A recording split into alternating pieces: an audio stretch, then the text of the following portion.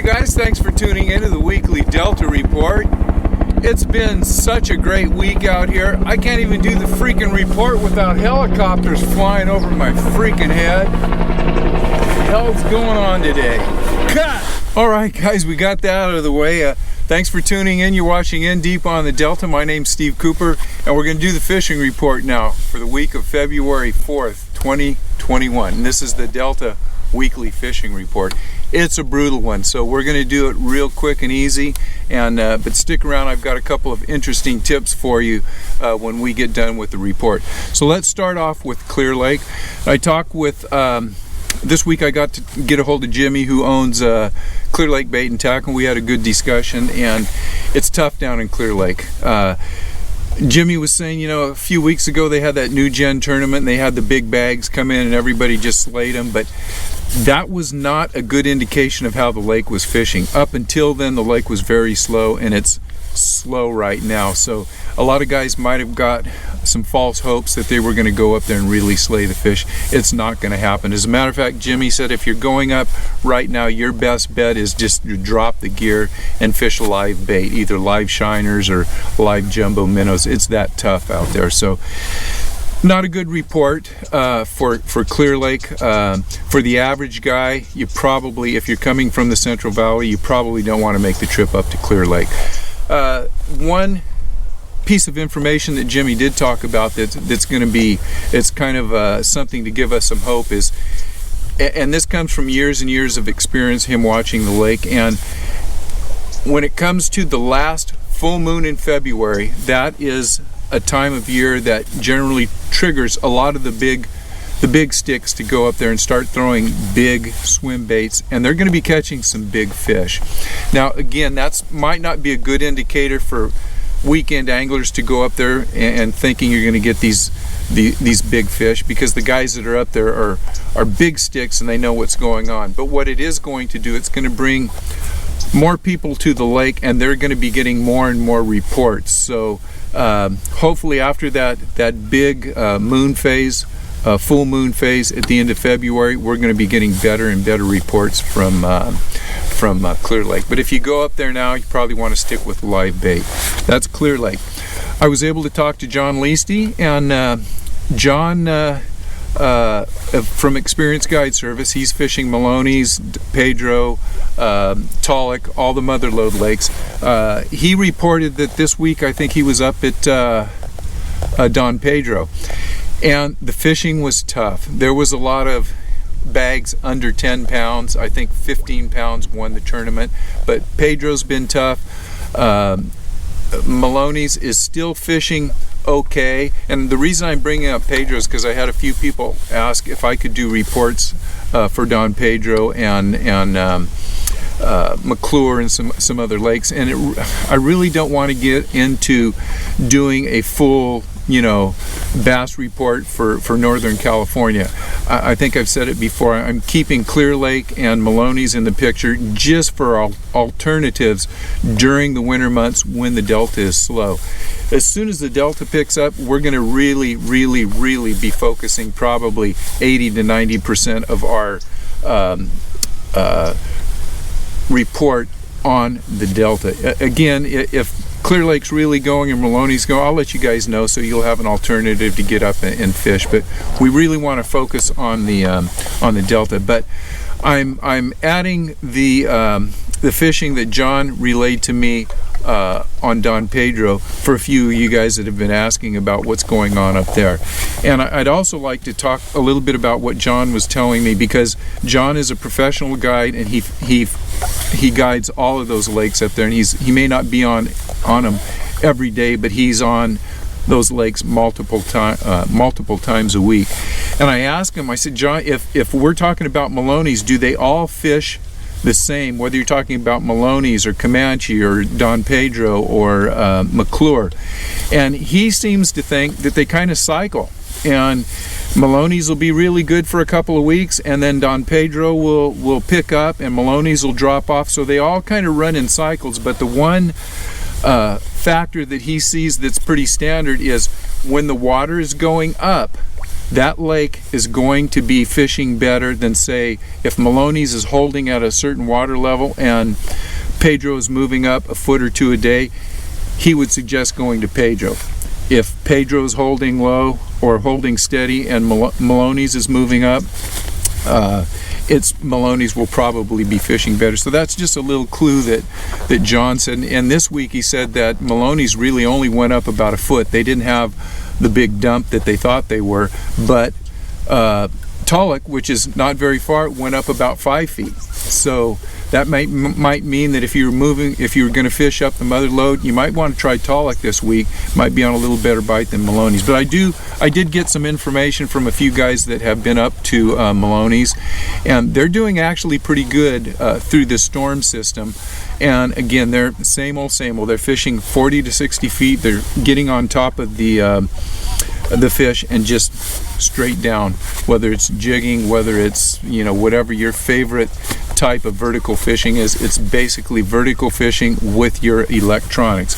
Another suggestion that John relayed to me: when you go up there, don't stay in crappy water for a long period of time.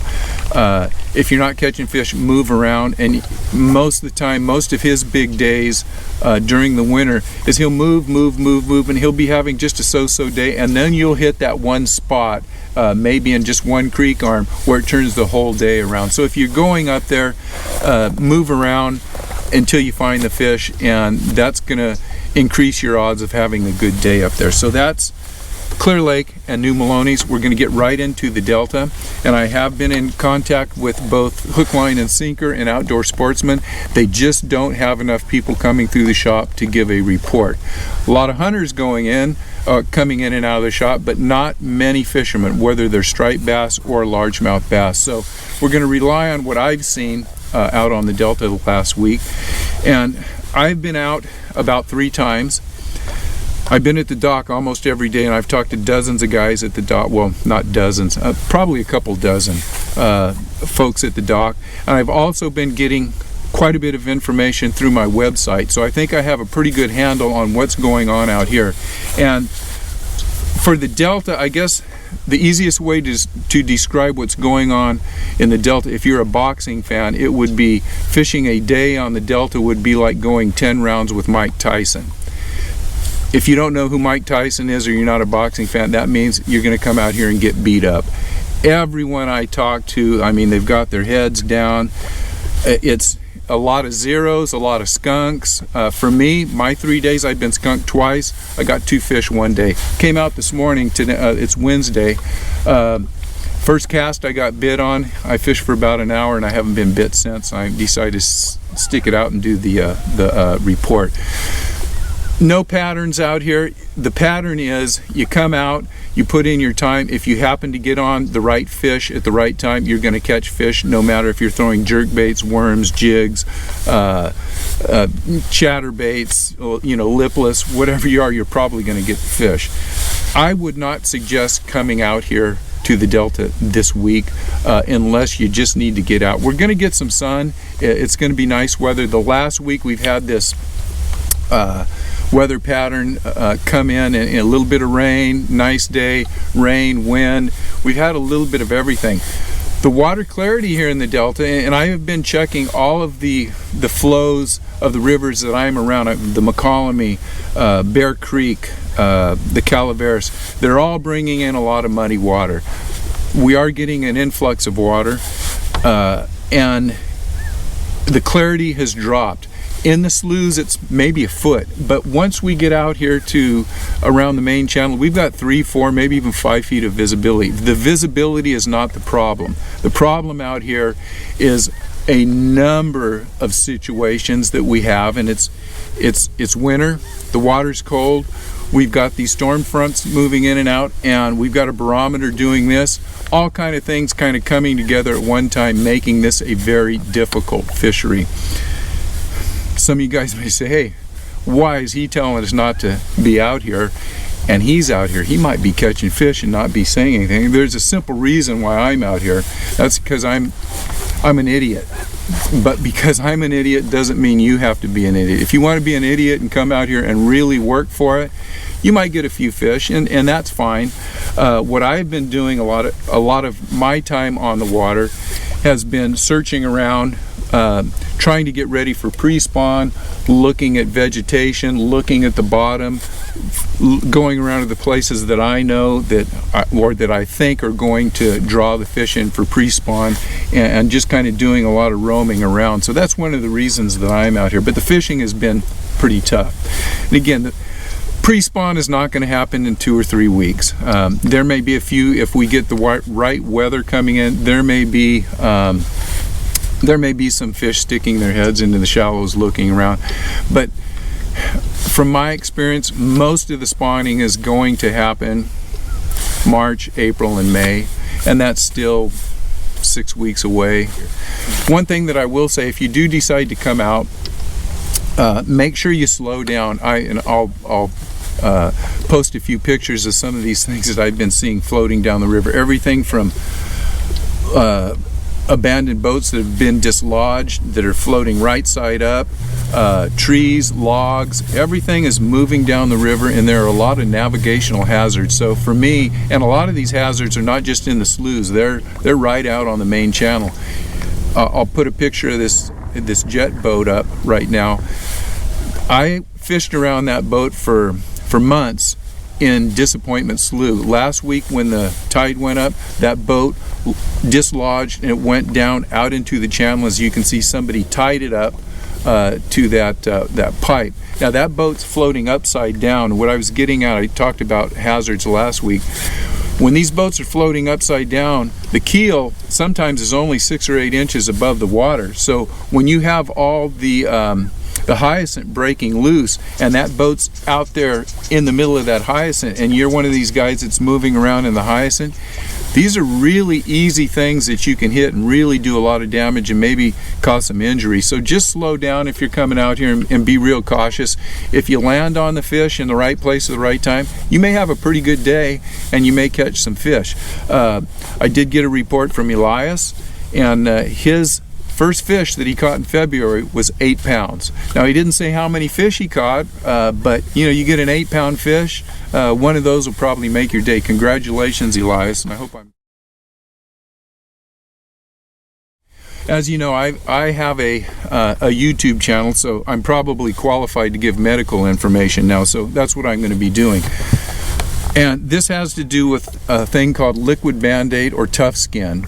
I keep this on the boat all the time, and when it's cold out here and your hands are getting wet and dry and windy, you start getting these cracks in your fingers, and they're really painful. This is great stuff, and it comes in a little, I don't know what it is. It's basically the consistency of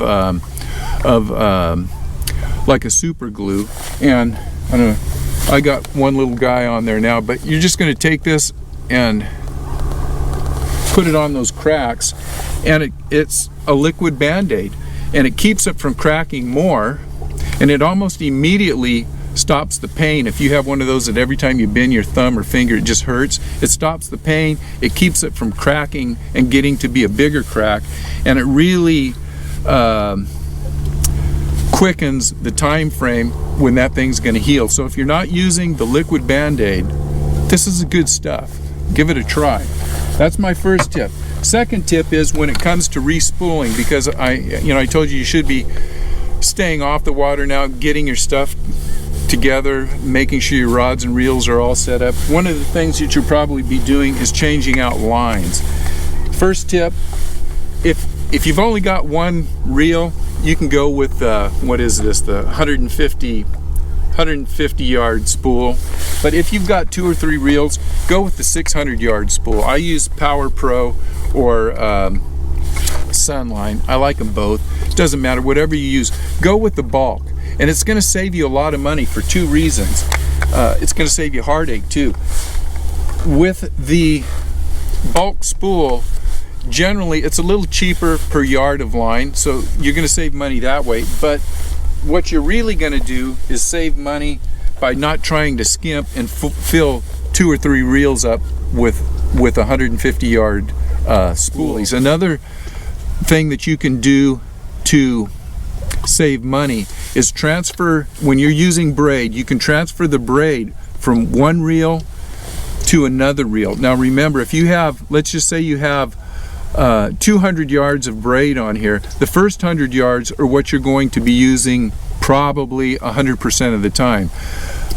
That second 100 yards will be fresh line. So what you can do is just transfer from, let's say I want to take this line and put it on this reel. I'll just cut my hook off, I'll put my line on this reel, and I will reel up with this reel and just pull all of this off of, all of my line off of this reel. And what that does is it puts all of the line that you've been using, that first 100 yards, is now going to be backing on this reel, and what we have had buried on this line, which is fresh line, is going to be the line that we're going to be using on this reel. I hope that explains it. It's kind of a difficult thing to explain for me, but I hope that explains it. But you can actually use that line on a reel twice. Just you're kind of switching it around backwards and putting it on another reel. I hope that explains something. Anyhow, guys, if you haven't subscribed, please subscribe. We'll be out here next Thursday, and I'll hopefully give you a report, let you know what the water conditions are, and we'll tell you if anything's going on. Until then, if you got to get out here, be real careful running around the Delta, and thanks for watching, and I'll see you guys next Thursday.